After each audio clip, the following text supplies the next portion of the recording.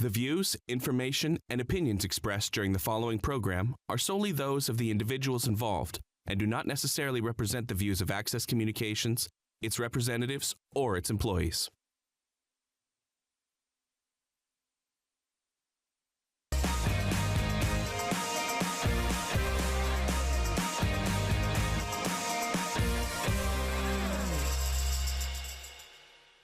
All right, good night, good evening, everybody, and welcome to Weyburn City Council for Monday, August 10th, 2026.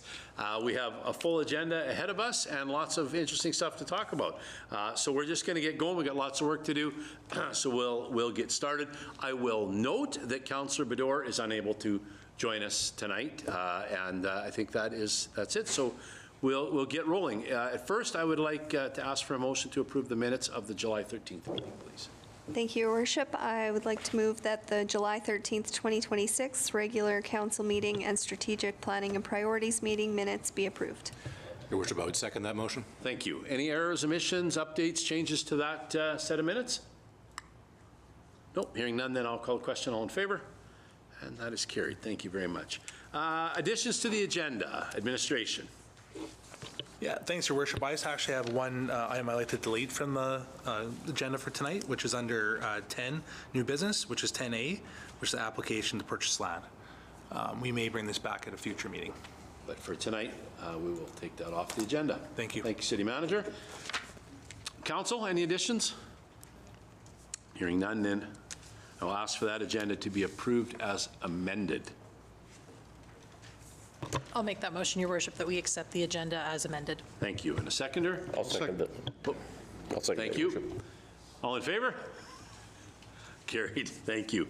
Public hearings and notices, there are none. We have no delegations, proclamations, or petitions tonight. So reports of standing committees, again, I'll reiterate, this is an opportunity for council and administration to talk about any committees that they might sit on and some updates that may be coming or that they'd like to update everybody on. And we do have one for sure tonight. We'll start with the Director of Leisure Services, Director Henning, who will talk about the Weyburn Leisure Centre update. Thanks, Your Worship. Project status summary for the Aquatic Centre.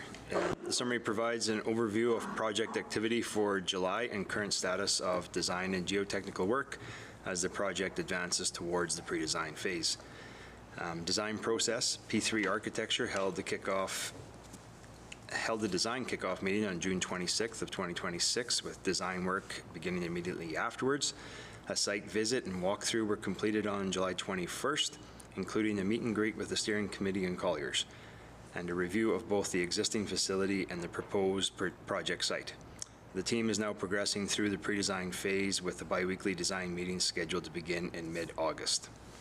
Geotechnical progress. Ground engineering was awarded the geotechnical services contract and completed initial investigations in mid-July.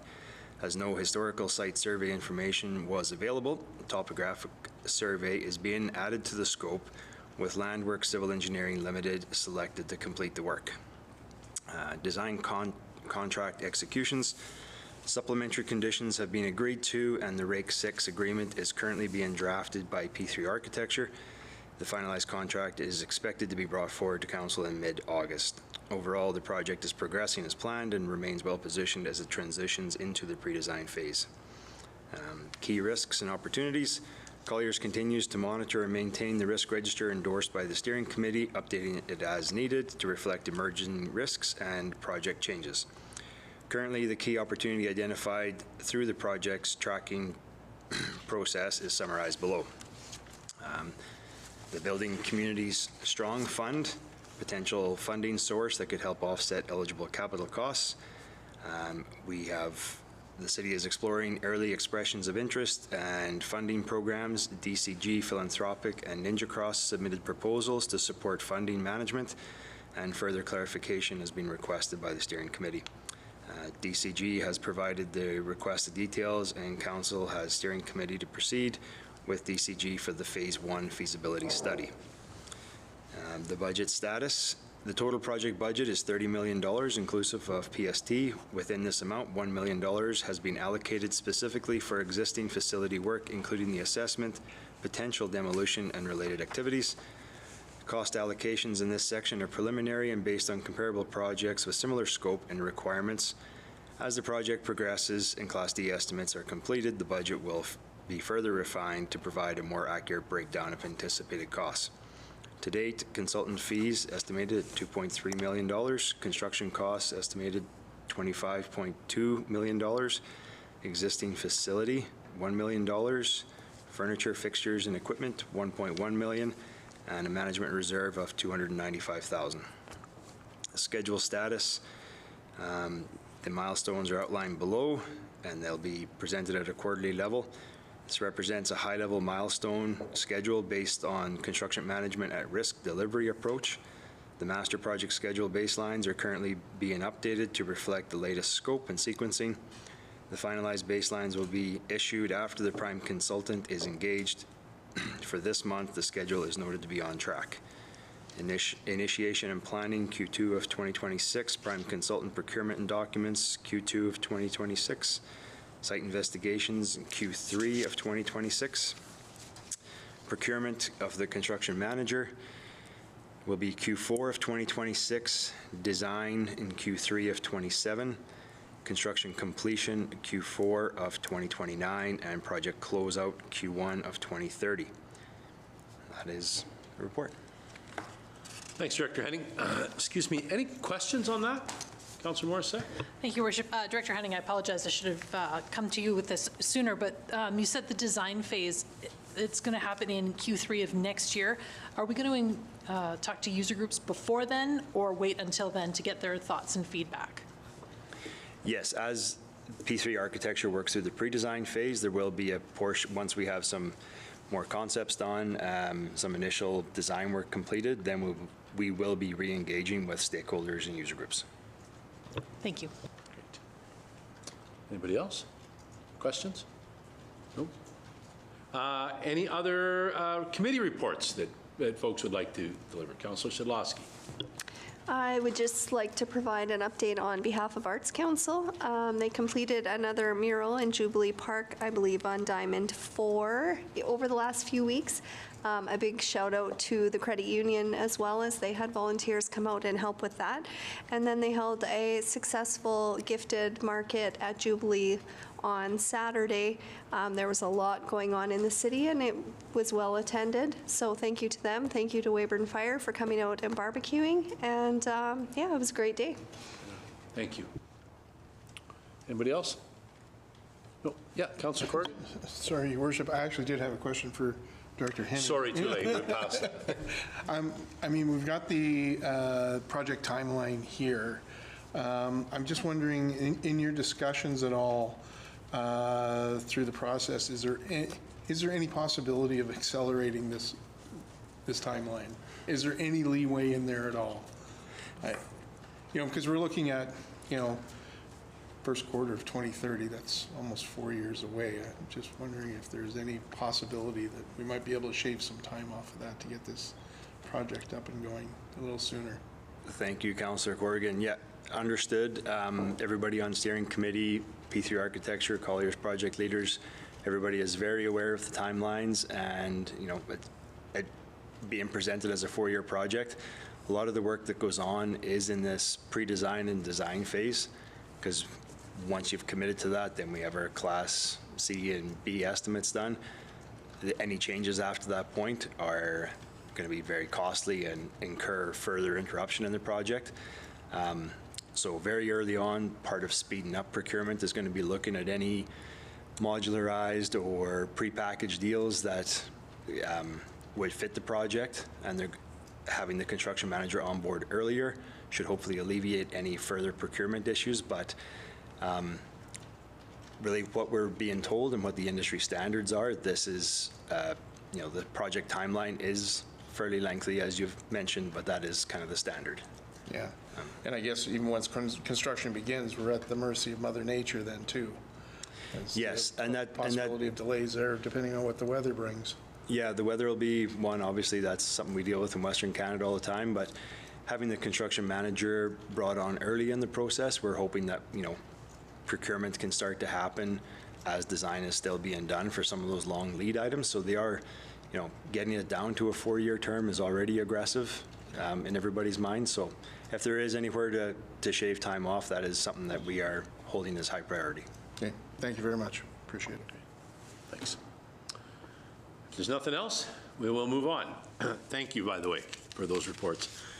Consent agenda is next. 4 items on there: cash activity report for May and for June, water treatment plant report for July, and the building report for July. So if there's a motion to get those items on the floor. Your worship, I move that the items on the consent agenda be approved as presented. Thank you. Seconder? I'll second that, Your Worship. All right, thank you. Anything, council, that you would like taken off there so we could dive into, or any concerns with it or questions? Hearing none, then I'll call the question. All in favor? That is carried. Thank you very much. As always, all of those reports are available on the city's website. Feel free to go in there and read them and have a look at them. And if you have questions, let us know. Next up is our motions, section 7. So first up is accounts payable. Your Worship, I'll make the motion that the purchases from July 1st, 2026 to July the 31st, 2026 in the amount of $2,060,879.67 be approved for payment. Those purchases include $871,396.56 in quick pays, accounts payable of $772,086.09, direct withdrawals of $412,949.02, and debit card transactions of $4,448 even. Thank you. And a seconder? I'll second that motion, Your Worship. Thank you very much. Any questions or commentary on those? Hearing none, then I'll call the question. All in favor? That is carried. Thank you very much. Okay, item for discussion is the 2027 council meeting dates, and we will look to City Clerk Clay to present that item to us. Okay, the council procedures bylaw provides that regular meetings of council are to be held on the second and fourth Monday of each month, unless otherwise directed by resolution of council at a preceding meeting. Each year, council adopts a resolution establishing meeting dates for the upcoming year. Historically, council has canceled one regular meeting in each of July, August, and December to accommodate peak holiday periods for council and staff. Based on the 2027 calendar, the regular meeting dates for those months would be July 12th and 26th, August 9th and 23rd, December 13th and 27th. Consistent with practice, it's proposed that one meeting in each of these months be canceled. In addition, 2 regularly scheduled meetings fall on statutory holidays. The second May meeting falls on Victoria Day, and the first October meeting falls on Thanksgiving Day. In accordance with the council procedures bylaw, when a regular meeting falls on a statutory holiday, it is automatically rescheduled to the next regular business day. As a result, no separate resolution is required for these dates. The proposed 2027 council meeting dates are as follows: January 11th and 25th, February 8th and 22nd, March 8th and 22nd, April 12th and 26th, May 10th and 25th, June 14th and 18th, July 12th, August 16th, which is actually the third Monday, but that is just, it leaves less time between the August and September meeting and kind of spaces out the summer meetings a little bit better. September 13th and 27th, October 12th and 25th, November 8th and 22nd, and December 13th. So I would recommend that council approve the 2027 council meeting dates as presented. Thank you. Let's get a motion first to get that on the floor. Your Worship, I would move that council approves the 2027 council meeting dates as presented. Seconder? I'll second that, Your worship. Thank you. All right, any discussion or questions on this? Pretty standard fare. Actually, Councilor Morissette, sorry. Tina, did we make sure that that doesn't coincide with SUMA? Yeah, for Thank sure. you. So SUMA is actually April 4th to 7th this year, so it doesn't interfere with that. Great, thanks for your work on this. If there's nothing else, I'll call the question. All in favor? That is carried. All right, thank you very much. Let's continue on. Now this is the lagoon dredging, and we will look to Director of Engineering Cugnett for that report. Thank you, Your Worship. All right. The City of Weyburn has allocated $260,000 for the 2026 lagoon dredging project. The dredging consists of the removal of approximately 10,000 cubic meters of accumulated sludge or biosolids from the sludge cells 10 and 13 at the Lagoon Treatment Facility located south of the Nickel Lake Reservoir. The scope of work includes dredging, sludge dewatering, sampling, and laboratory analysis of the dried sludge and temporary on-site stockpiling of the dewatered sludge in a lined containment area approved by the city. And the city will coordinate the disposal of the dried biosolids at a later date. On July 13th, 2026, the RFP for the dredging was posted on the city's online bidding portal, Bids and Tenders, and SAS Tenders, to obtain proposals from the qualified contractors for the dredging. Proposals were to be received by the City of Weyburn by July 31st at 1 p.m., and a total of 5 proposals were received. The qualifying bids are summarized below and include PST and their evaluation rank. The engineering department reviewed all these proposals submitted to ensure that the bidders met the response requirements, could meet the project objectives and deliverables. Proposals were evaluated with the criteria consisting of 50% cost, 30% experience, 10% methodology, and 10% schedule. All the bids received were above the allotted budget.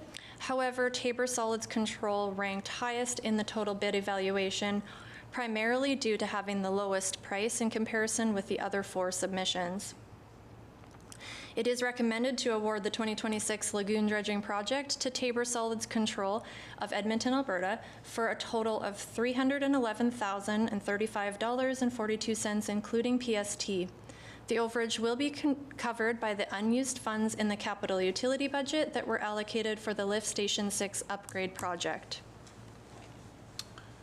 Thank you. A motion to get this on the floor, please. Your Worship, I'd make the motion that Council award the 2026 lagoon dredging project to Tabor Solids Control of Edmonton, Alberta, for a total of $311,000, $35.42, including PST. The overage will be covered by unused funds in the capital utility budget that were allocated for Lift Station 6. Thank you. The seconder.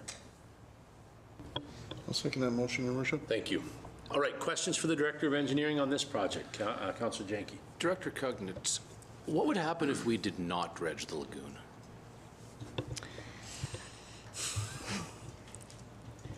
If we did not dredge the sludge cells out of the treatment cells out there, we will lose capacity, and the sludge will go into the treatment trains. So we have 9 treatment cells out there.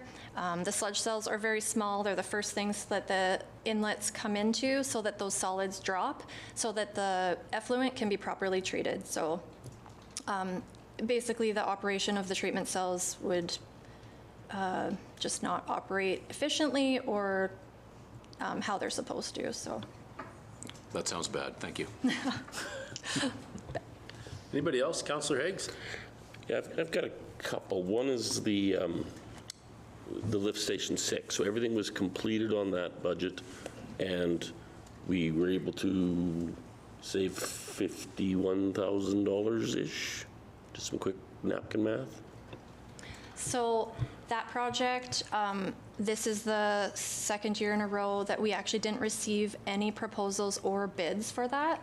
So we're currently looking at obtaining just some sole source pricing for a portion of that project. And it just basically included updating all the piping to stainless steel in there, so we should be able to find someone, and if not, it will be deferred again to next year. So that's why we have unused funds from the capital project there. Okay, and that'll remain to be seen how we do it next year. Yep. Okay. All right. And then just around the criteria itself, 50% cost, 30% experience, methodology, and up for 10% and 10% for schedule. It seems to me when I read it, and I didn't look back on other bids, but 50 seems, is it not higher than usual for costing, or is that about where we're in that 40% usually, correct? We usually stick around that 40 to 60%. It's determined on the level that we put towards the cost is determined based on our budget allocations and based on the technical aspect of the job.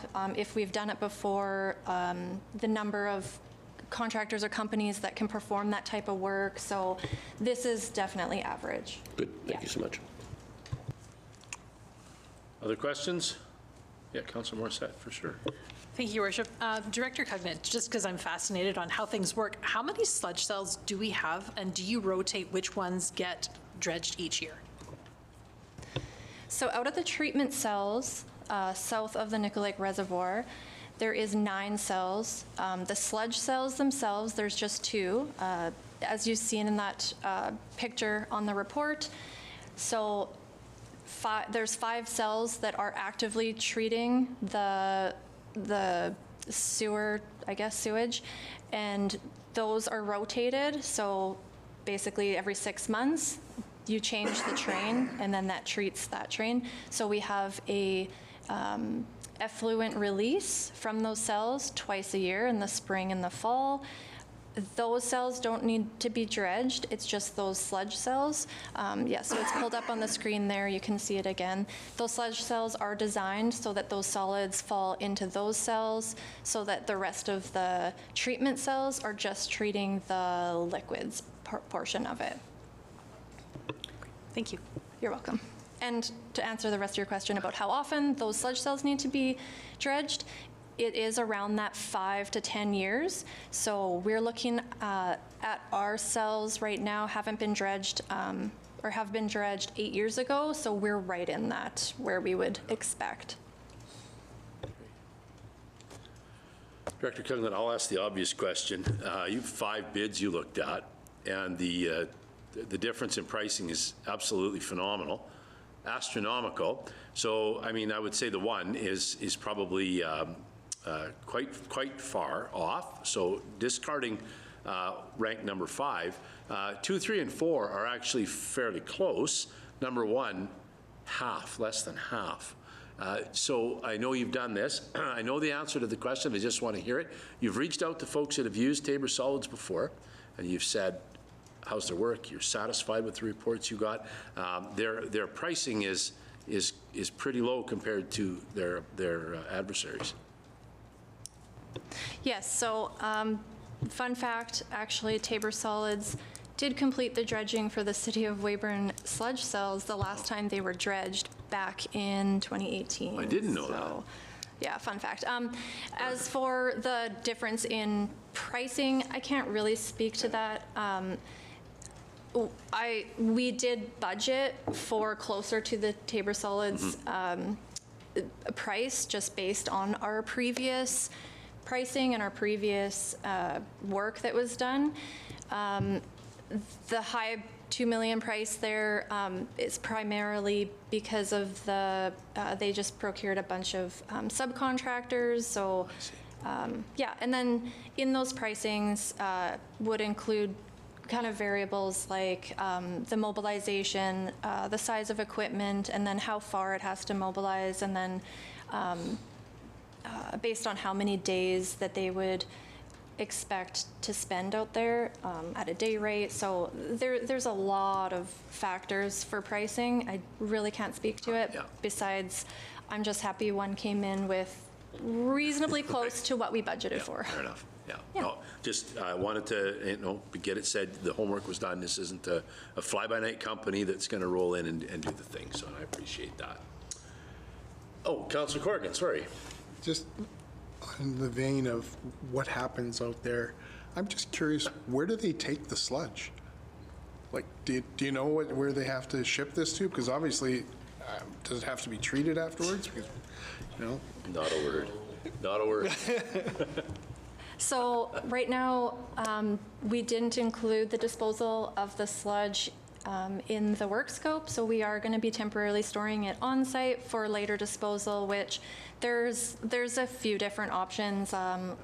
They usually include applications to the Ministry of Environment, so land spreading, using as landfill cover, that sort of thing.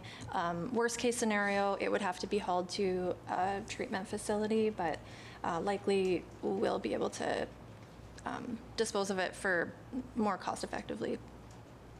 Okay, thank you. All right. Is there anything else? No, hearing nothing, then I'll call the question. All in favor?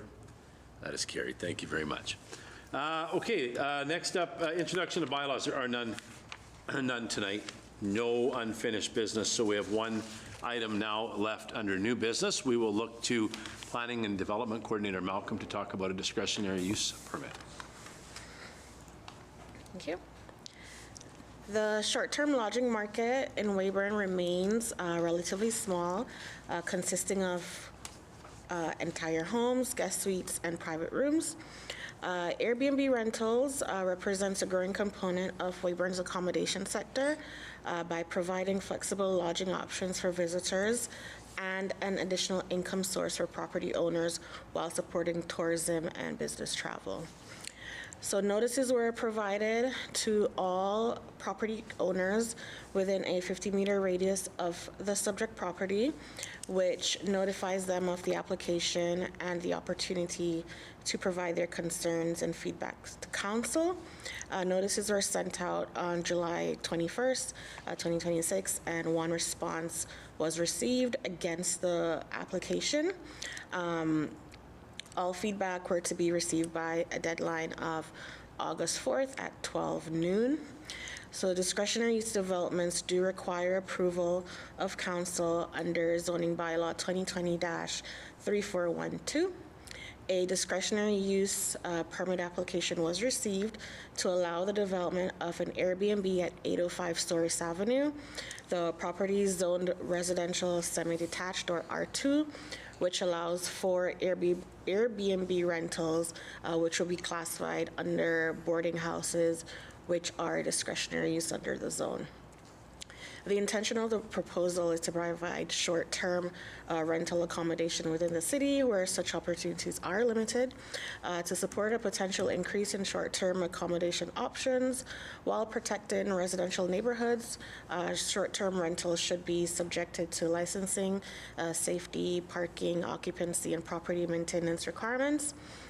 These conditions will help ensure that short-term rental operations remain compatible with surrounding land uses, minimize potential impacts on neighboring properties, and maintain the quality and character of residential areas within the city of Weyburn.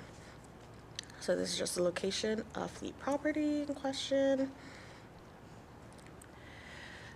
So council options for you. Option 1, approved development permit 2026.009 for the development of an Airbnb rental at 805 Stories Avenue without any conditions.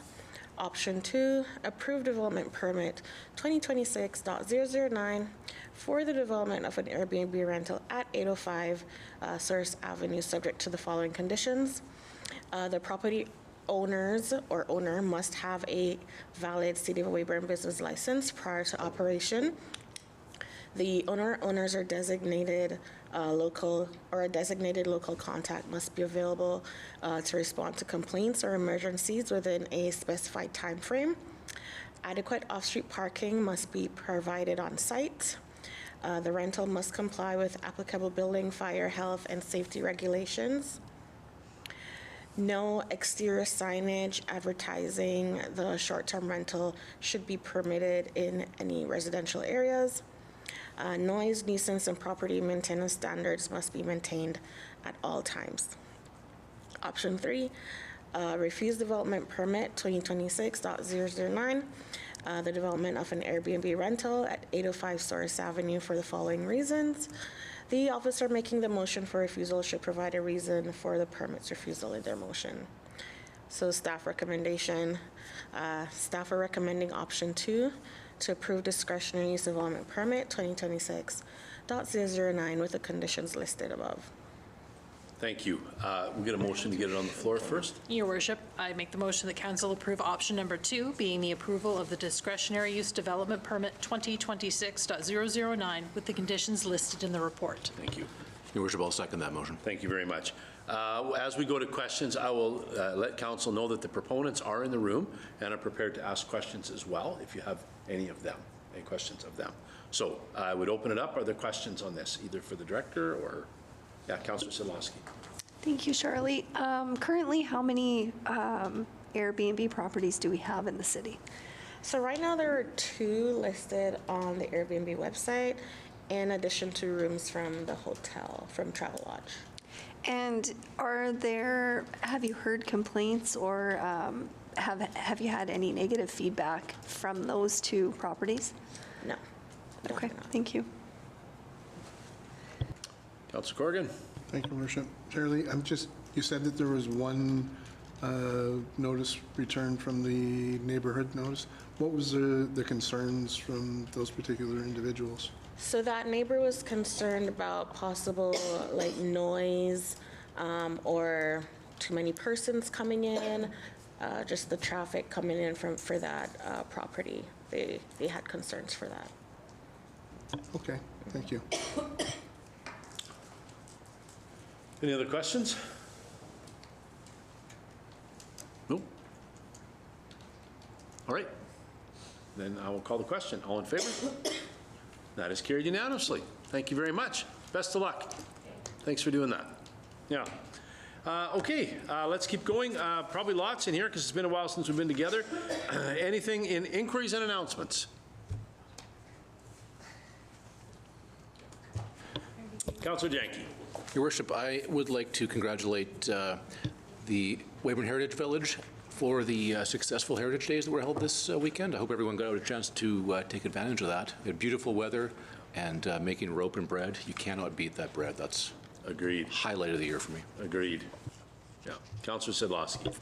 We are quickly approaching Communathon time, and they are looking for performers. So I would like the mayor to maybe put his name forward, but reach out to the community. For anyone interested, they are looking for people to help them out.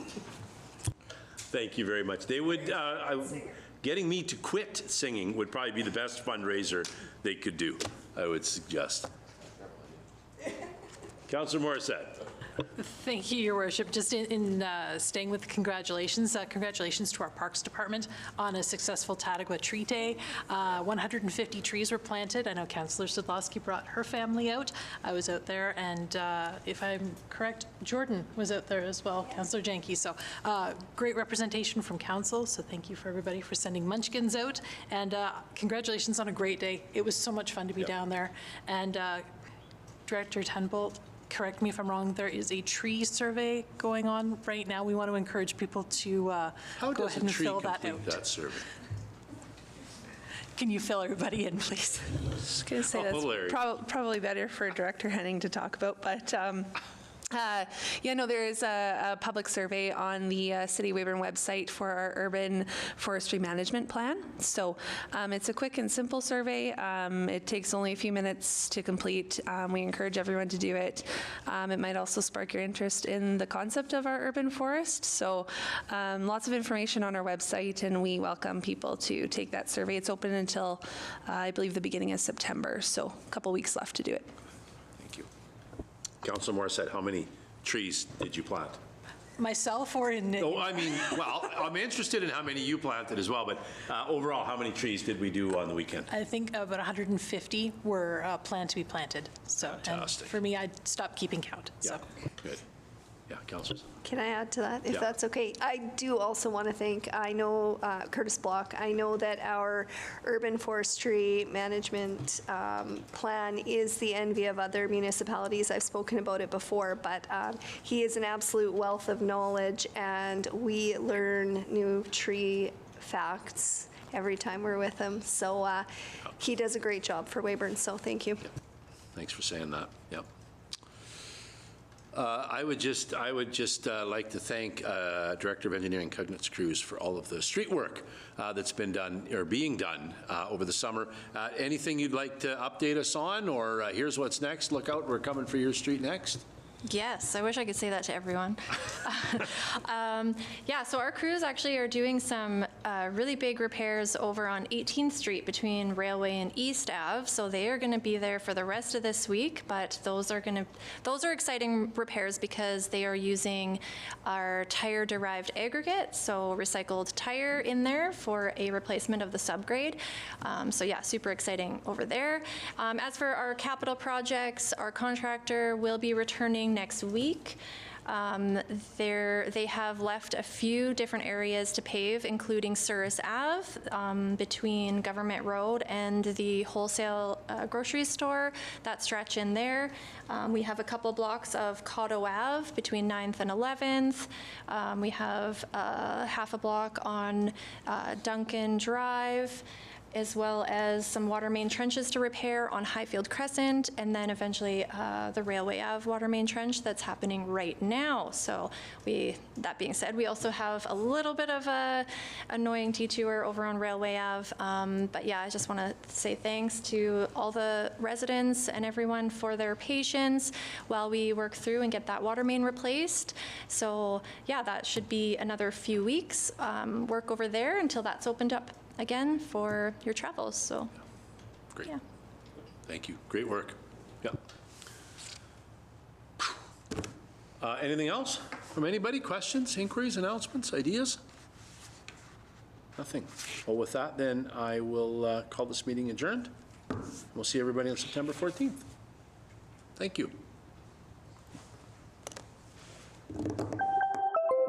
If you'd like to share your feedback on the program you just watched, contact us today